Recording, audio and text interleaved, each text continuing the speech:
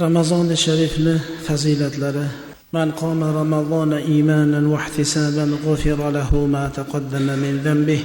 Ramazon oyida kechalari bedor bo'lib ibodat qilsa, ibodat qilayotganligidan savobni umid qilgan holatda ixlos, muhabbat bilan kechalari bedor bo'lsa, g'ufira lahu ma taqaddama min dhanbihi, u bandani o'tgangi gunohlari mag'firat qilinadi dedilar payg'ambarimiz sollallohu alayhi vasallam.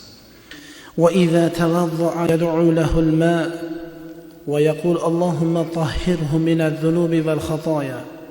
وإذا قام إلى الصلاة يدعو له البيت ويقول اللهم وسع قبره ونور حفرته وزد رحمته وينظر الله إليه بالرحمة.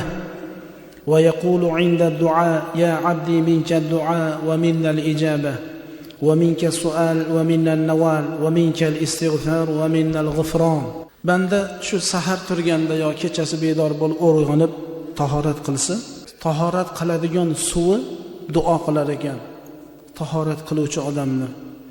Ya Robbi, bu bandani gunohlardan, xatolardan tozalab qo'ygin, gunohi qolmasin der ekan. Tahorat qilayotgan suvimiz. Namozga tursak, namoz endi tahorat qilib bo'lgandan keyin 2 rakat namoz o'qib qo'yay desak, uyimiz, xonadonimiz duo qilar ekan. Ey Alloh, shu namoz o'qiyotgan bandangni qabrini keng qil. Chuqurligini, qabr chuqurligini nurga to'ldir. Rahmatingni ziyoda qilgin deb xonadonimiz haqqimizga duo qilar ekan. Xudoyo taolo bandasiga rahmat nazari bilan qarar ekan. Aytar ekanki, duo qilayotganda, ey bandam, duo sendan, ijobat bizdan.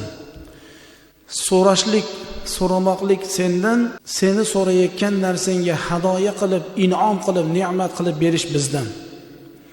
Istig'for aytishlik sendan, gunohingni kechirishlik bizdan deb Xudoyo taborak va taolo rahmat nazari bilan sizman biz o'qigan namozimizdan keyin qiladigan duolarimizga shunaqa rahmat nazari bilan qarar ekan. Alloh o'zi hammamizni duolarimizni ijobat qilsin.